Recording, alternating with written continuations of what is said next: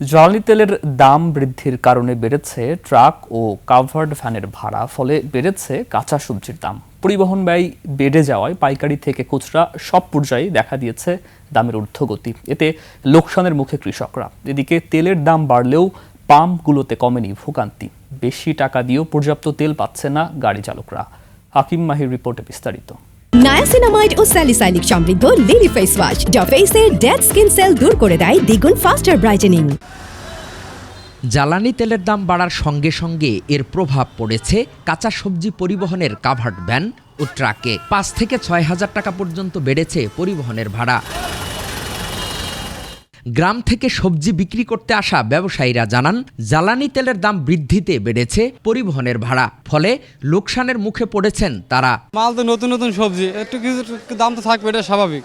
তারপর যে অবস্থা তেলের জন্য যা হইতেছে সিন্ডিকেট, তেলের জন্যই সবকিছু এলোমেলো হয়ে যাইতেছে। যানজটের অবস্থা, আবার তেলের সংকটের কারণে ভাড়া বাড়ছে আগের থেকে। প্রতিটা ক্যারেট আমরা 60 টাকা করে নিয়ে আসতাম, এখন লিখতে 80 টাকা করে। কারণ আগে বিক্রি করতাম 6 টাকা, এখন বিক্রি করতে 8 টাকা।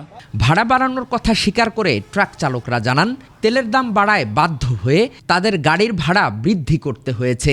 তেল বেশি যাইতেছে, আমরা ভাড়া পাই না, ঘুরে যাওয়ার ক্যাশ পাই না, মহাজনক দিতে পারি না, আমরা ড্রাইভাররা পাই না। কম করে আমার দিনাজপুর থেকে আছি, 100 লিটার তেল লাগছে। 100 লিটার তেলের দাম কত? আমরা মালিককে তো বুঝাইতে হবে। পাইকারি সবজির দামও বেড়েছে কেজি প্রতি 5 টাকার বেশি, ফলে খুচরা পর্যায়েও পড়েছে এর প্রভাব। কারওয়ান বাজারের পাইকারি ও খুচরা বিক্রেতারা জানান, তেলের দাম বাড়ার সঙ্গে সঙ্গে বেড়েছে অনেক সবজির দাম।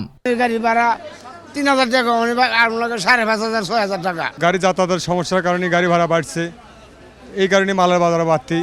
এদিকে তেলের দাম বাড়লেও বাস ও ট্রাকে ভাড়া পুনর্নির্ধারণ বিষয়ে এখনো কোনো চূড়ান্ত সিদ্ধান্ত হয়নি বলে জানিয়েছেন বিআরটিএ চেয়ারম্যান। তিনি বলেছেন, ভাড়া বাড়ানোর সিদ্ধান্ত নেবে মন্ত্রণালয়। আমরা একটা খসড়া করেছি, তো এইটা আমরা মন্ত্রণালয়ে পাঠিয়ে দিচ্ছি আগামীকালকে আনুষ্ঠানিকভাবে, এবং এটা মন্ত্রণালয় থেকে অনুমোদিত হলে আমরা আপনাদেরকে বিস্তারিত আইটেম ওয়াইজ কোন জায়গায় বাড়লো, এগুলো আমরা সব বিস্তারিত আপনাদেরকে জানাবো। জ্বালানি তেলের দাম বাড়ার পরও পাম্পগুলোতে কমেনি ভোগান্তি।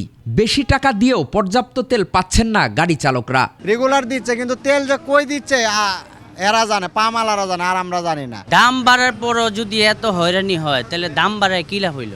যেরকম আসবে সেরকম দেবো। দাম বাড়িয়েও জ্বালানি তেলের সরবরাহ আরও কমছে বলে ক্ষোভ প্রকাশ করেন গাড়ি চালকরা।